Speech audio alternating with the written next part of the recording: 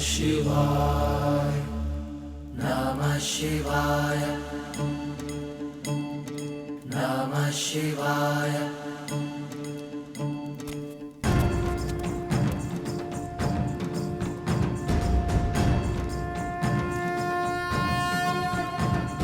मिथिला जाने को सच हो गए दोनों। ओम नमः शिवाय। मैंने, तुम बोलो।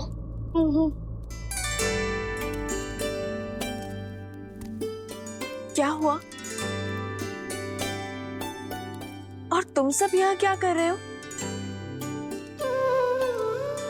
माता, वो हम सभी का मत था कि जाने से पूर्व आपके हाथों से बना स्वादिष्ट भोजन मिल जाता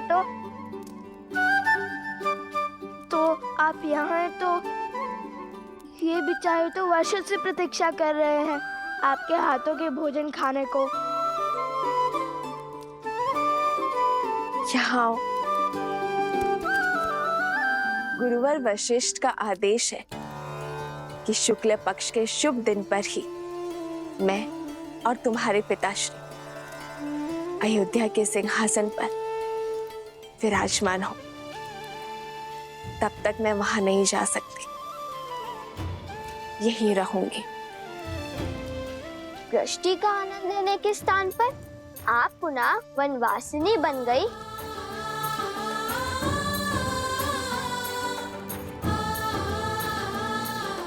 यदि मैं क्षण भर के लिए भी अयोध्या की महारानी का कार्यभार नहीं उठा सकती, तो मैं क्षण भर के लिए भी उस पद के साथ मिलने वाले सुख की अधिकारी नहीं हूं पुत्र।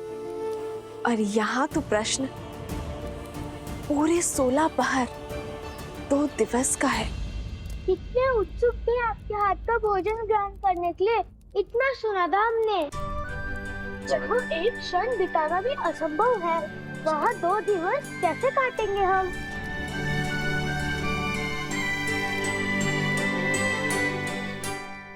मैं बताता हूँ।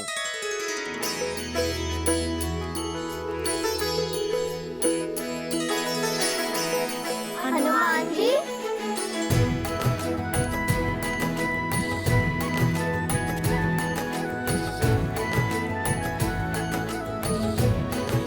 इस दुविधा को सुलझाने का मार्ग है मेरे पास।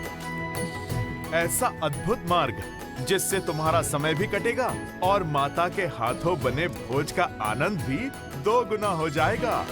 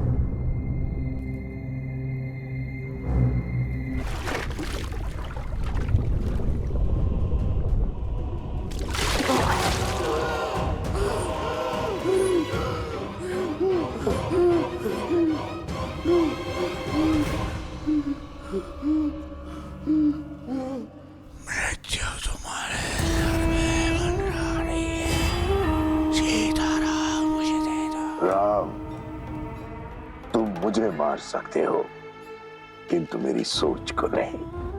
मेरे रक्त की एक एक बूंद में द्वेष, लोक अपवाद और पाप शक्ति समाहित है। और जब तक मेरे रक्त की एक बूंद में इस व्यक्ति की धमनियों में समाहित है, तब तक मैं पराजित नहीं होऊंगा।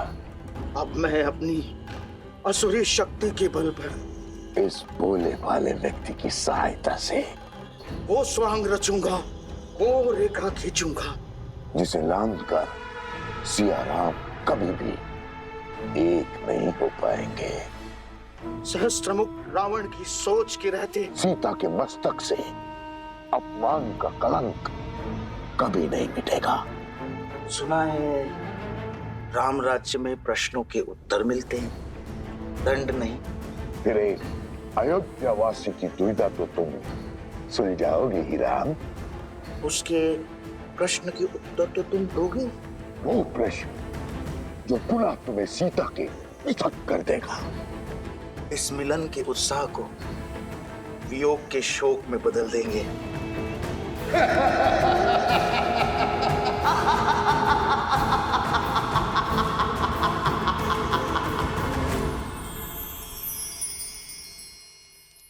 ये देखो बालकों, एक नहीं दो उपाय हैं। पहला उपाय ये है, तुम सब लवकुश के साथ मिथिला चले जाओ। और दूसरा? और दूसरा ये जो मैंने माता सीता से ही सीखा है। सब लो।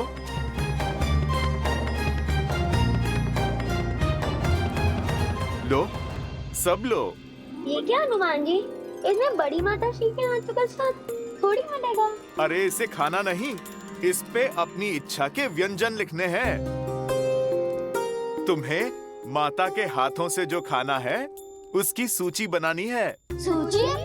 अर्थात माता को तो भांति भांति के पकवान बनाने आते हैं। कहाँ से आरंभ करें और कहाँ पे अंत, कुछ समझ नहीं पाओगे। इसीलिए मैं आपसे कहता हूँ, आप सब मिथिला जाइए लवकुश के साथ। समय भी कट जाएगा और सूची पूर्ण करने का समय भी मिल जाएगा।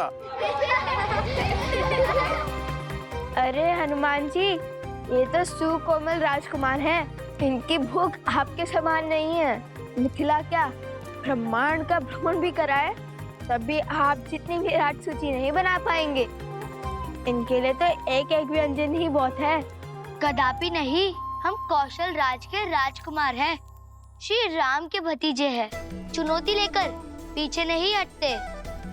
देखिएगा हनुमान जी, ये भोज आपके भोज से भी अधिक प्रसिद्ध और परिपूर्ण होगा।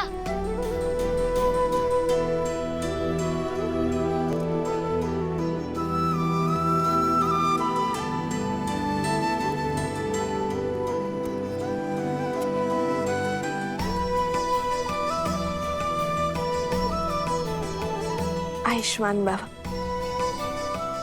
अपने नाना श्री को मेरा नमन कहना।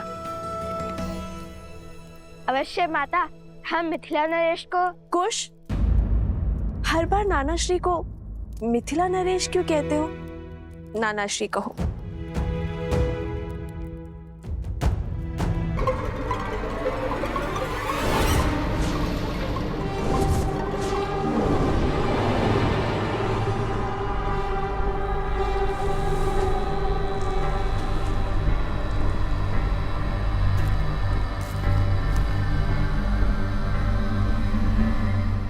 सावधान, लवकुश अयोध्या से निकल रहे हैं।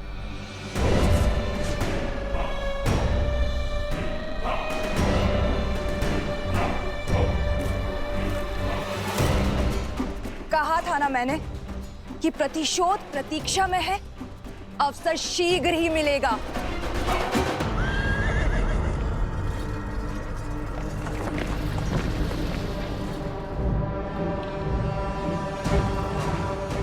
ये निकल तो गए हैं, पर मिथिला पहुंचेंगे नहीं।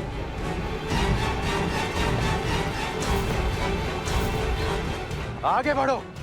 नहीं, इन्हें यहां मारने से क्या मिलेगा? संसार समझेगा कि कुछ असुरों ने अपना प्रतिशोध लेने के लिए इन्हें यहां मार डाला। प्रतिशोध की अग्नि तो तब शांत होगी जब इन्हें इनके परिवार वालों के सामने उस भूमि से निकली हुई सीता को अपने घर और जीवन में स्थान देने वाले जनक के सामने मारेंगे, और तब जाकर असुरों की खोई हुई प्रतिष्ठा और संसार के मन में हमारा भय पुनः लौटेगा। मैं अभी आई। देखिए ना कितने दुर्लभ पुष्प लेकर आई हूँ। आधे माह तक सुगंध देते हैं ये और मुरझाते भी नहीं है। मुझे मार्ग में मिले तो मैं ले आई। ये हम महाराज राम और महारानी सीता को महोत्सव में भेंट करेंगे। हमारी ये तुच्छ भेंट उनके चरणों की शोभा बढ़ाएगी। क्यों?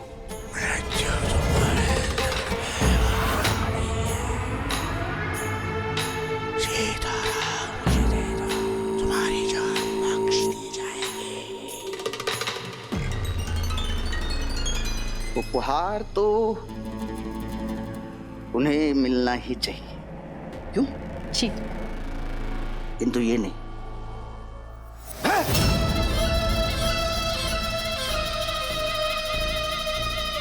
क्या कर रहे हैं आप? क्या हो क्या गया है आपको? जिस राम और सीता की तुम बात कर रही हो ना, उन्हें ये पवित्र और सुगंधित पुष्प नहीं, कांटों का हार मिलना चाहिए।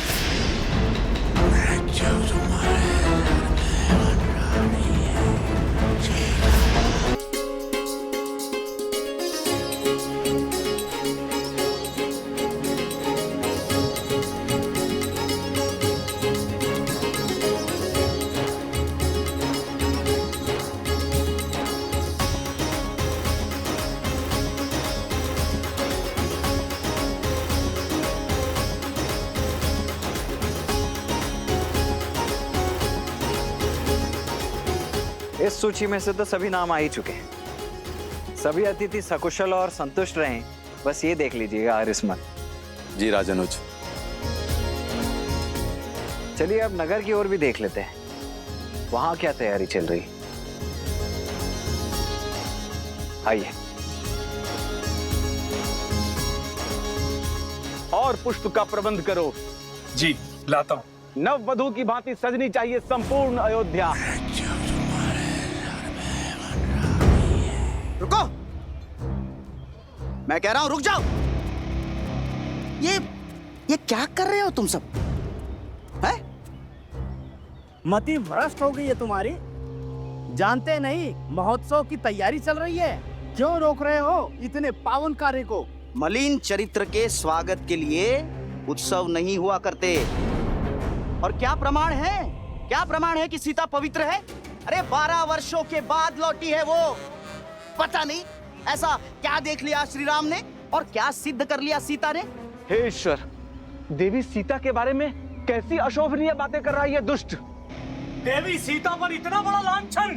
क्या मूर्खतापूर्वक बातें कर रहे हो तुम?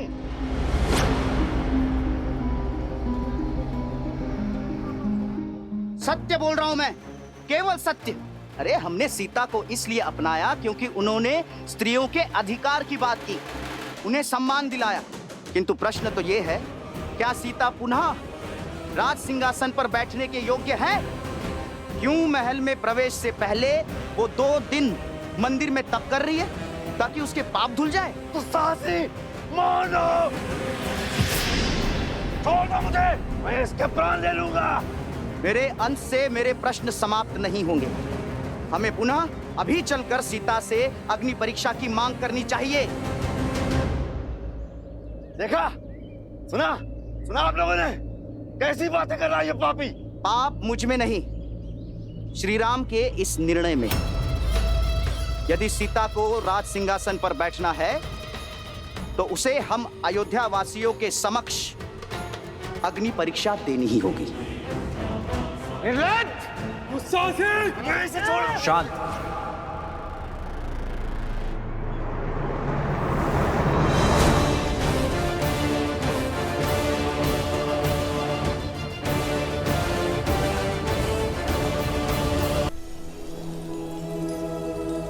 अयोध्यापति श्री राजा रामचंद्र और मिथिला कुमारी सीता के पुत्र लव और कुश मिथिला सभा में पधार रहे हैं।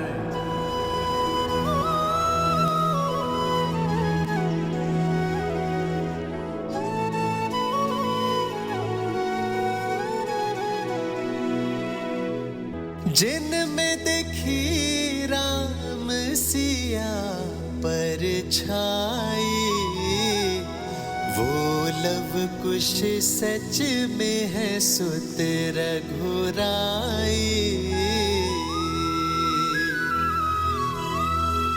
जनक सुनैना नैना बरसे धारा, सच कहे ज्ञानी सुध असल से प्यारा।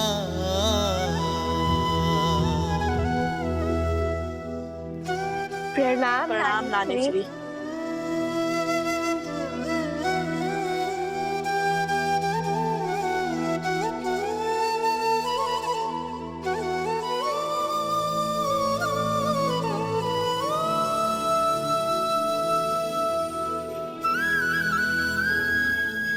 लव, कुश, मेरे नाती, जब तुम्हें पहली बार देखा था तभी मैंने सीता की छवि पाई थी। महादेव से प्रार्थना की कि मुझे ऐसे ही नाती हो, और देखो महादेव ने मेरी सुन ली। जिस घड़ी की प्रतीक्षा वर्षों से थी, आज वो घड़ी आ ही गई। मेरी सीता का संसार पुनः सुखमय हो गया। मिथिला के लिए ये समय कितना शुभ है। प्रणाम नाना जी। आयुष्मान भव, चिरंजीव भव।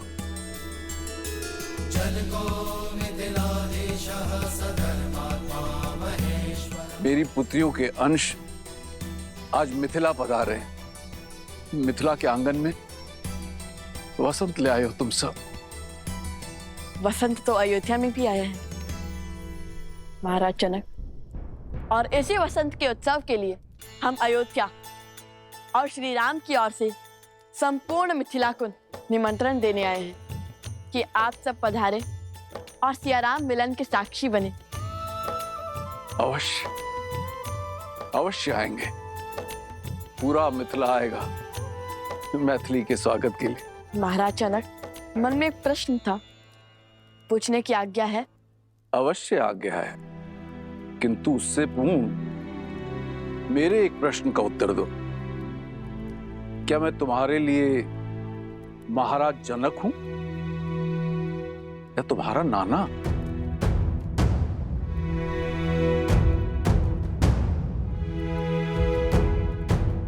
देखिए, अब ये प्रश्न उत्तर की झड़ियां बाद में लगाना।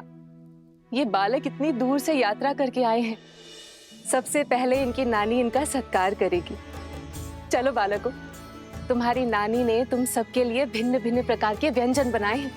आओ, चलो आओ।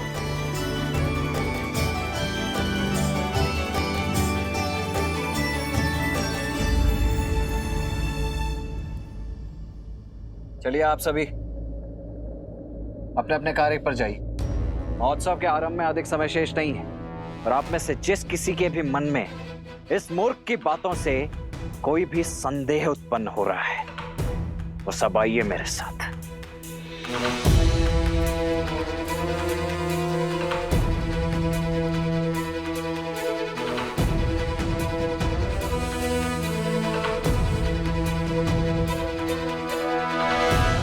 जिस राम और सीता की तुम बात कर रही हो ना, उन्हें ये पवित्र और सुगंधित पुष्प नहीं,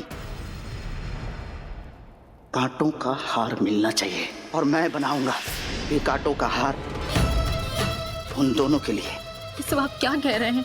क्या करने वाले हैं आप?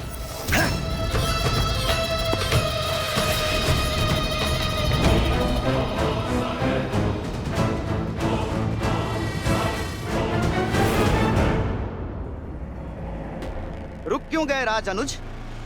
आगे बढ़िए और हमें श्री राम से मिलवाइए, क्योंकि देवी सीता की स्वीकृति जो अयोध्या और रघुकुल में हुई है, वो नियमों और रीतियों के अनुकूल नहीं है। देवी सीता पर लांछन जो है वो अयोध्या वासियों ने लगाया था, तो अब उन्हें अपनी शुद्धता, अपनी पवित्रता और अपनी सुचिता का प्रमाण भी अयोध्या वासियों के समक्ष ही देना होगा, अग्नि परीक्षा के माध्यम से।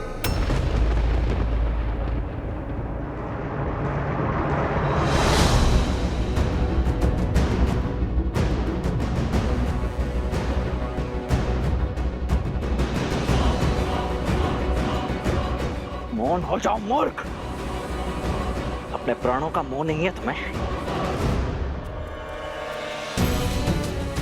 देवी सीता के प्रति ऐसे अमर्यादित प्रश्न करने वालों का यही दंड उचित है।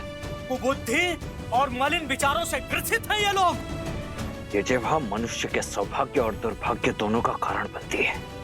जब जिह्वा से सत्य के पुष्प बरसते हैं तो यश मिलता है, परंतु यदि असत्य के कांटे बहने लगे तो यही मृत्यु का कारण भी बनती है। अयोध्या की महारानी सीता यहाँ की प्रजा की माता है। अब जब यहाँ की प्रजा ने अपनी भूल स्वीकार कर यहाँ के जन ने, मन ने उन्हें अपनी महारानी स्वीकार किया है, पूर्ण रूप से अपनाया है, तब तुम एक बार पुनः इस भ्रष्ट मलिन विचार के साथ पुनः खड़े हो गए। लोक अपवाद की जो अग्नि शांत हो चुकी थी उसमें घी डालने का प्रयास कर रहे हो तुम। 13 वर्ष के तप ने उन्हें प्रशिक्षित किया है।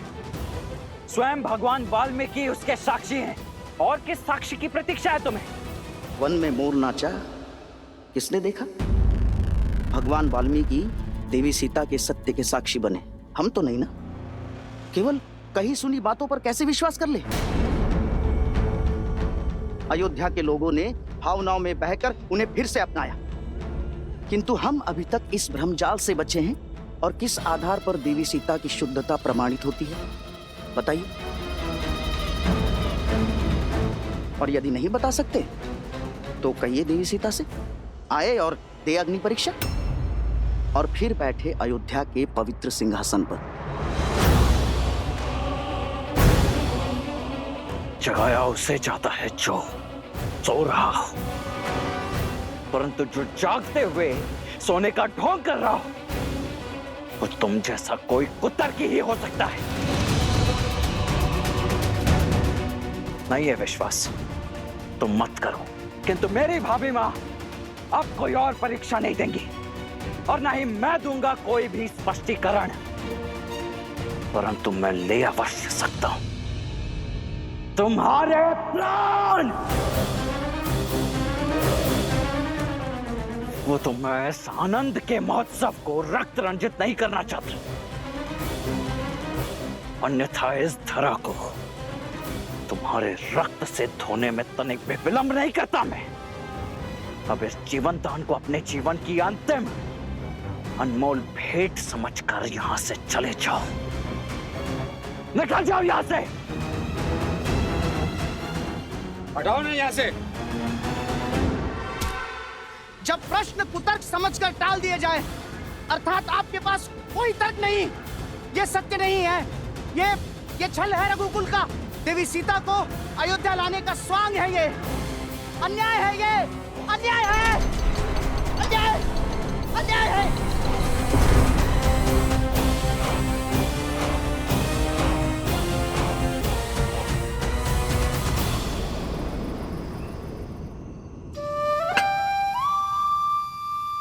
ये लो, एक और खा लो। नहीं नहीं, बस वो नहीं नानी श्री, पेट भर गया।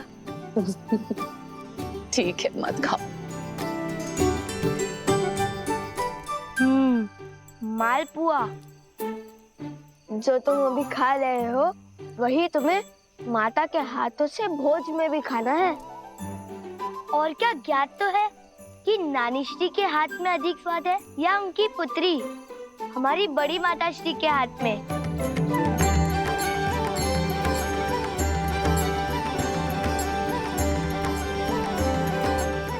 धन्यवाद नानी श्री, भोजन में आनंद आ गया।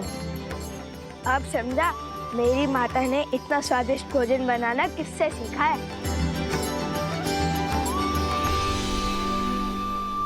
धन्यवाद केवल नानी श्री को, नाना श्री को कुछ नहीं। धन्यवाद महाराज जनक। धन्यवाद महाराज जनक।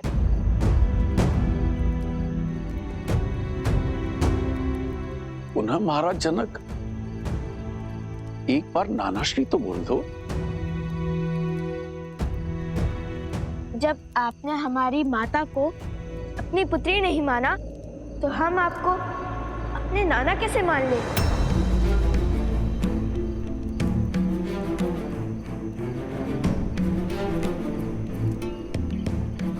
कारावास आपकी पुत्री वन वन भटकती रही, एक राजकुमारी होकर भी एक वनवासिनी का जीवन जीती रही।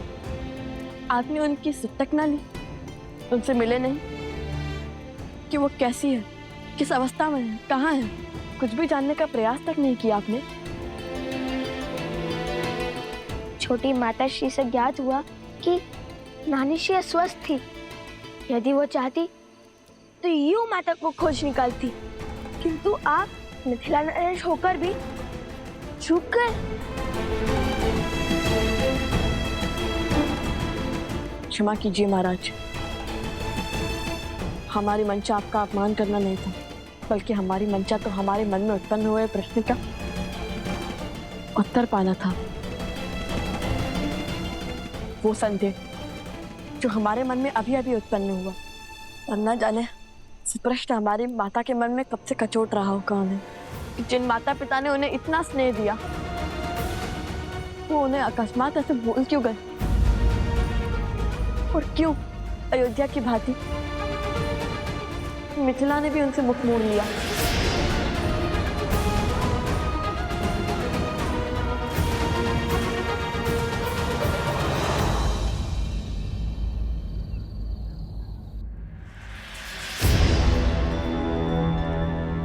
सुख के क्षण में संदेह की आंधी आना उचित नहीं। उस व्यक्ति का भाभी मां के चरित्र पर पुनः प्रश्न उठाना ये विचित्र भी है और विचारणीय भी। राज अनुज लक्ष्मण ने उचित किया उस पापी के साथ। मेरी मां ने तो लोक अपवाद की इस नवीन ज्वाला को भड़कने से पूर्व ही मृत्यु शैया पे सुला दीजिए, अंत कर दीजिए उस दुष्ट का। नहीं सुमन जी, राम राज्य में प्रश्नों का उत्तर दिया जाता है, दंड नहीं।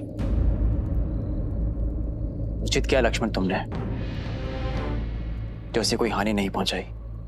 अब इस बात को यहीं दबा दो और जाने दो, हर व्यक्ति की अपनी एक सोच होती है, अपनी एक विचारधारा होती है।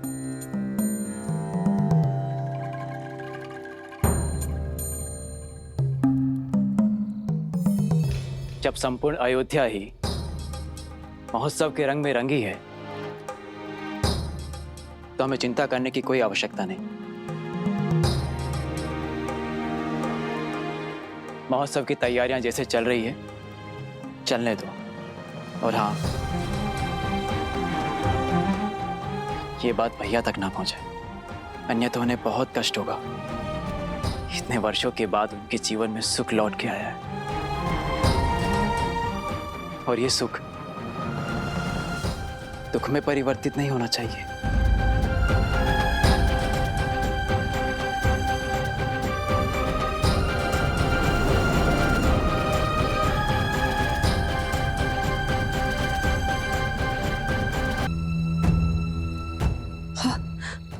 अब जब सब कुछ मंगल हो रहा था, न जाने ये कौन है जो मेरी सीता पे लांछन लगाने और उसे अग्नि परीक्षा की ललकार लेकर आ गया। मुझे ही कुछ करना होगा, मुझे ही कुछ करना होगा। मैं आमरण व्रत करूंगी, जो अपने घर की सुख शांति के लिए बहुत अच्छा होगा। यही उचित होगा। दीदी, आप व्यर्थ ही चिंता कर रही हैं। इस बार केवल अयोध्या नरेश राम ने ही नहीं, अपितु संपूर्ण अयोध्या ने सीता को मन से स्वीकारा है। सब कुछ सुलझा हुआ है, फिर आप अपने मन को क्यों उलझा रही हैं दीदी? देखिए ना,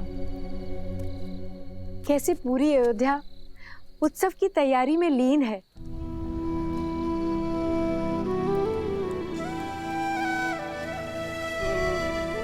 सबके मुख पे कितना हर्ष है, उल्लास है।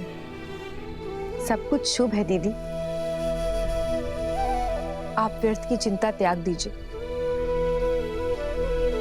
अब जहां सहस्त्रों भले व्यक्ति होंगे, वहाँ एक दो बुरे भी तो होंगे ना दीदी। चलिए अब अपने आंसू पोंछ लीजिए। यदि राम ने आपका ऐसा चिंतित मुख देख लिया ना तो व्यर्थ में दुखी हो जाएगा हमारा पुत्र। मेरा राम, तुम्हें लगता है कि हम हमारी सीता को भूल गए हैं तो ये तुम्हारी भूल है। और सुना ना, भूल तो मुझसे हुई है। इतने वर्षों तक अपनी पुत्री की सुध न लेने की भूल, उसकी कुशलता का ध्यान न रखने की भूल। यदि संतान सक्षम भी है तब भी माता पिता को उसके साथ खड़े रहना चाहिए, किंतु मेरे पग समाज की रीत से बंधे थे। विवाह के पश्चात जनक की पुत्री राजा राम की पत्नी बन गई, अयोध्या की महारानी हो गई।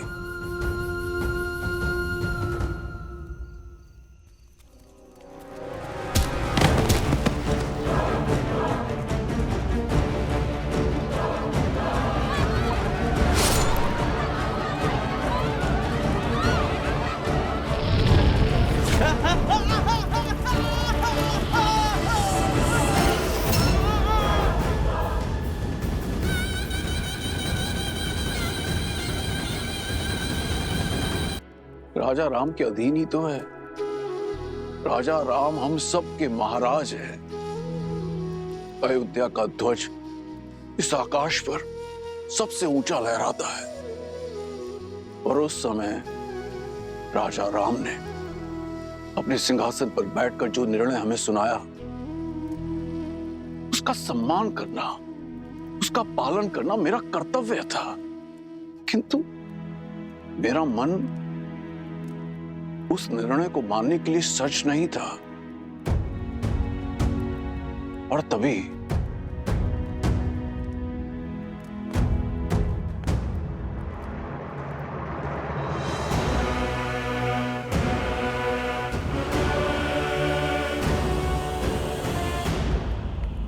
पुत्री सीता ने मुझे यह पत्र भेजा था जो उसने अयोध्या छोड़ते समय लिखा था। इसमें उसने मुझे उसे ढूंढने से मना किया था। यह भी लिखा है कि यह निर्णय उसका अपना है और मैं अपने राजा श्री राम राज्य की कल्पना के विरुद्ध ना जाऊं। मुझे स्वयं पर जितनी गिलानी है उससे कहीं अधिक अपनी पुत्री सीता पर गर्व है। उसने जो कुछ भी किया समाज कल्याण के लिए किया। मेरे हाथ बांधकर उसने समाज के हर पुरुष को स्त्रियों के विरुद्ध विकट विचारों से मुक्त कर दिया। मैं अपनी भूल स्वीकारता हूं। एक पिता होकर भी मैं अपनी पुत्री को ढूंढ ना सका, उसके कष्ट ना हर सका। और इस कारण मैं तुम दोनों का अपराधी भी हूं। मुझे क्षमा कर दो, क्षमा कर दो मुझे।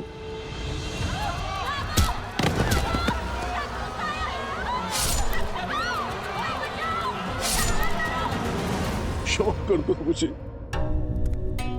नहीं महाराज, आप हमसे क्षमा मत मांगिए। आप हमसे बड़े हैं। बड़ा होकर भी बड़प्पन तो नहीं दिखा पाया ना। यदि मैंने अपनी पुत्री को ढूंढने का प्रयत्न किया होता तो मुझे ये तो ज्ञात होता कि मेरे दो नाती और भी हैं।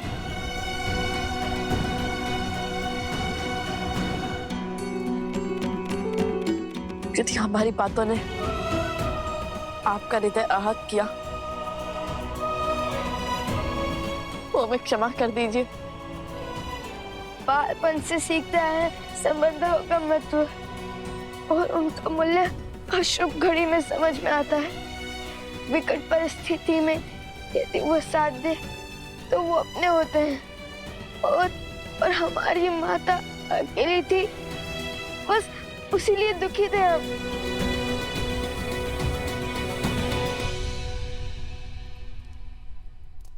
आंसू पोछिए नानाश्री।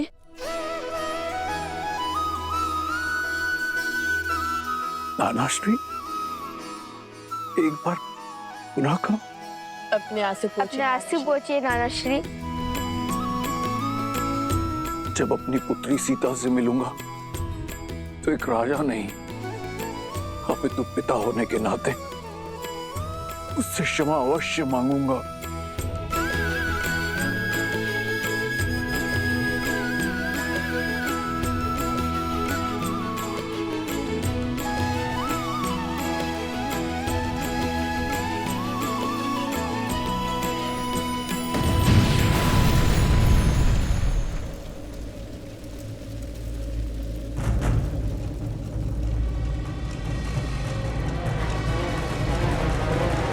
कहाँ है राम और सीता के पुत्र?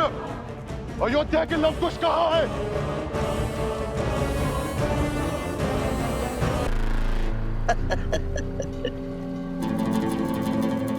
कहने को श्री राम की परछाई, श्री राम, और अपनी प्रजा के प्रश्न का उत्तर नहीं दे पाए। बताइए, अयोध्या में चल रहा ये महोत्सव, ये उत्साह, सब स्वांग है, स्वांग। कैसा स्वांग? हमारे भोले भाले मन को छलने का स्वांग, हमारे विश्वास को तार तार कर देने का प्रयास। हम भी कितने मूर्ख हैं, नहीं? अच्छा, एक बात बताओ, सबसे पहले क्या हुआ? सबसे पहले वो दोनों लव और कुश यहाँ आए और रामायण के कुछ दोहे, कुछ श्लोक और कुछ गीत गाकर सबका मन मोह लिया। और फिर स्वयं को राम भक्त कहने वाले लवकुश ने अश्वमेध के अश्व को रोका, अपने बाणों से सबको मूर्छित किया, और तो और श्री राम से भी युद्ध किया। और सोचो, जिनसे रावण ना जीत पाया वो श्री राम लवकुश के सामने कुछ न कर सके। और फिर श्री राम ने अपने ही शत्रुओं को यहाँ यज्ञ में आमंत्रित किया। आपको महारानी सीता के दर्शन करने हैं ना, आइए यज्ञ स्थल पर। बात तो उचित है। और फिर जब अयोध्यावासी लवकुश के विरुद्ध हो गए, तब स्वयं हनुमान जी उन्हें बचा कर ले गए। और तभी हनुमान जी, श्री राम और लवकुश ने मिलकर एक षड्यंत्र रचा।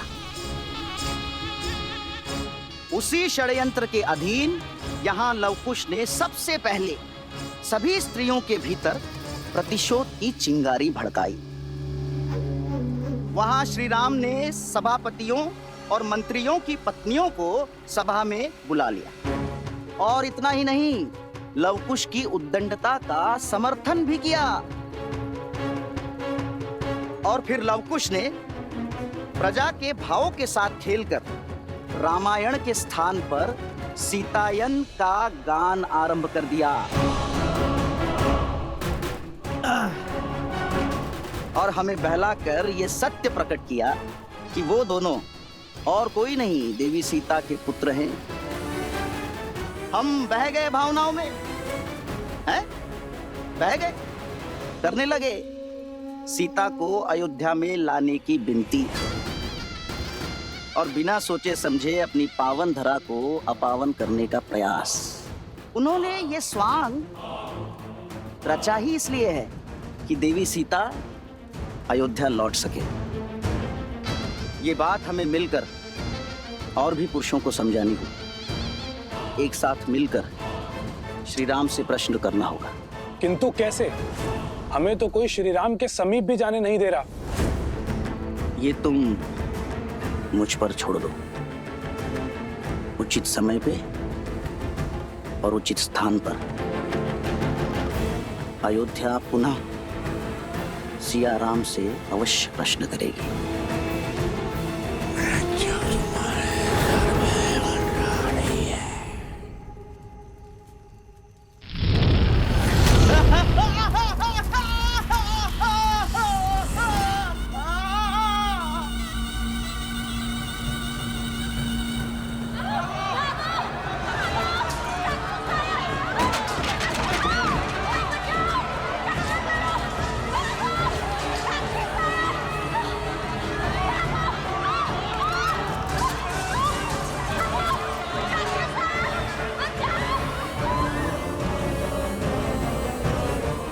के लवकुश बाहर आओ। आज उनका काल आया है। जिस प्रतिशोध की अग्नि मुझे जला रही है, उस अग्नि को शांत करने के लिए उन्हें स्वाह होना पड़ेगा। लवकुश, तुम दोनों भीतर जाके छुप जाओ। इस दुष्ट का संहार हम करेंगे। सेनापति!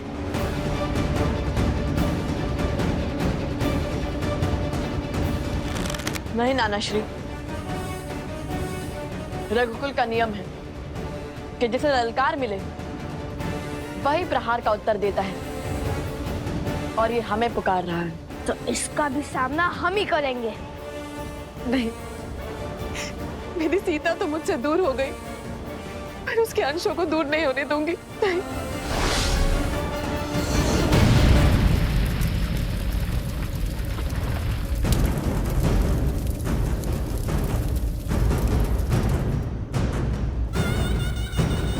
तुम सब मेरे साथ कक्ष में चलो, चलो। नहीं नानी माँ,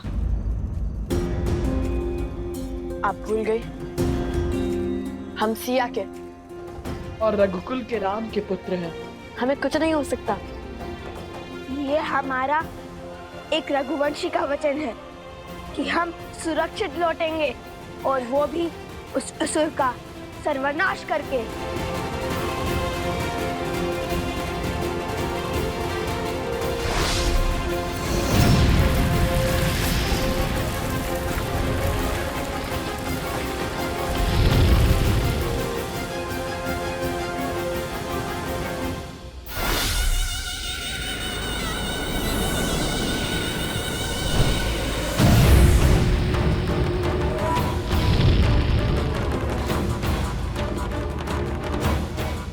चुप कर बैठे हो लवकुश, बाहर आओ। पिंगलाश तुम्हें चुनौती दे रहा है।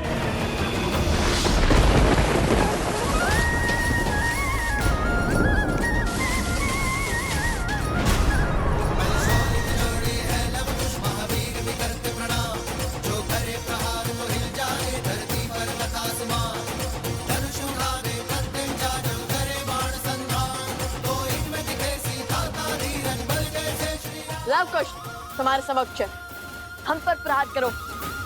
इन निर्दोषों पर क्यों वार कर रहे हो? अपने संहार के लिए सज हो जाओ। आकार से बड़े शब्द हैं तुम्हारे। आज वर्षों से जल रही मेरी प्रतिशोध की अग्नि शांत होगी। शीघ्र ही ज्ञात होगा तुम्हें। आक्रमण! तुम दोनों के अंत के बाद तुम्हारे रक्तपान से होगी मेरी अग्नि शांत।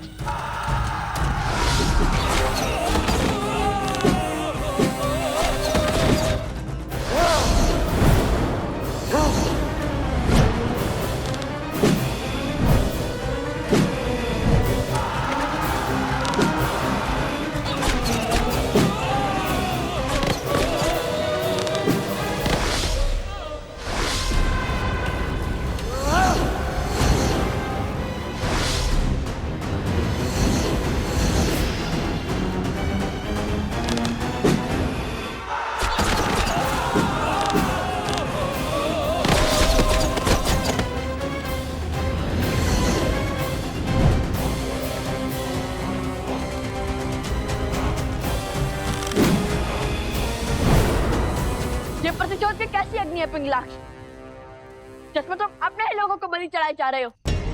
बताओ, इस अधर्म के भागी क्यों बन रहे हो? हमसे तुम्हारी क्या शत्रुता है? इससे पहले कि ये अग्नि तुम्हें ही भस्म कर दे, सब कुछ छोड़कर प्रभु श्री राम के शरण में आ जाओ पिंगलाक्ष। बस! सेना हर ओर से आक्रमण करो।